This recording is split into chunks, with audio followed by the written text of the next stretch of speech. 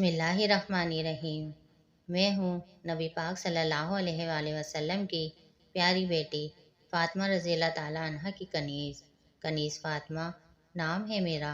میرے channel Islamic حدیث میں آپ سب کو السلام علیکم۔ آج کی اس ویڈیو میں ہم آپ کو ایک آسان سا وظیفہ بتائیں گے جس کو کرنے سے آپ کی ہر مشکل دور ہو جائے گی، ہر پریشانی دور ہو جائے گی، زندگی میں سکون اور اطمینان ہوگا۔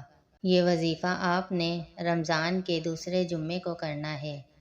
چاہے تو آپ فجر کی نماز کے بعد کر لیں، چاہے تو ظہر کی نماز کے بعد کر لیں، اور چاہے تو عصر یا مغرب یا عشاء پانچوں نمازوں کے بعد آپ کو جو مناسب لگے اس ٹائم یہ وظیفہ آپ کر سکتے ہیں۔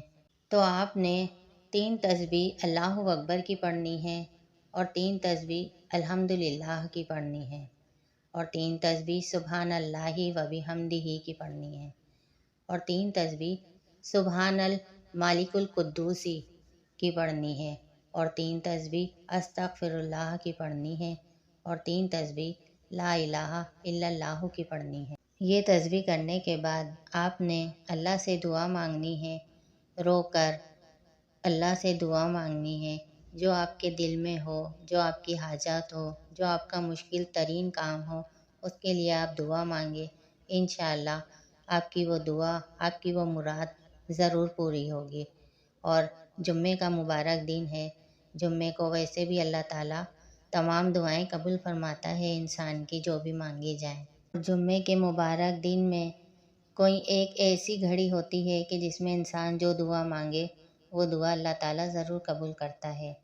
تو آپ اللہ تعالیٰ سے دعا کریں کہ اللہ تعالیٰ آپ کو وہ گھڑی نصیب فرمائے اور آپ کی ہر دعا اس گھڑی میں قبول فرمائے، آمین۔ جمعے کے دن جب آپ اپنے لیے دعا مانگے تو سب کے لیے دعا مانگے، پاکستان کے لیے دعا مانگے، تمام امت مسلمہ کے لیے دعا مانگے، فلسطین کے مظلوم مسلمانوں کے لیے دعا مانگے۔ کیا پتہ آپ کی کس ادا پر اللہ تعالیٰ آپ کی دعائیں قبول فرما لے اور آپ کی بھی دلی مرادیں پوری فرما دے۔ تو آپ سب کے لیے دعا کیجیے گا، میرے لیے بھی دعا کیجیے گا، مجھے بھی جمعے کی دعاؤں میں یاد کیجیے گا۔